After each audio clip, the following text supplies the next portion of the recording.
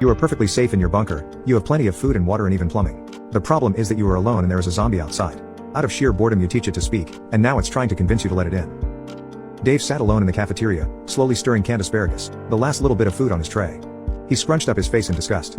He didn't like canned asparagus, he didn't hate it, but it would never be his favorite.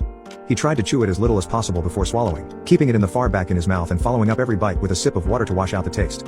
The light bulb 2 tables over began to fizzle in and out. After a few seconds it blinked out entirely. He sighed, mentally making the note to get a replacement bulb later before dinner.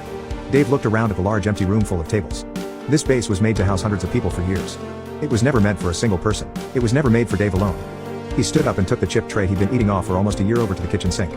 He began to scrub the tray, but quit after a few seconds. He felt the full unbearable weight of his loneliness. Dave turned on his radio. "Hey Z, you there?" He called into the mic. The intercom speaker above his head crackled. "Dave?" queried the zombie.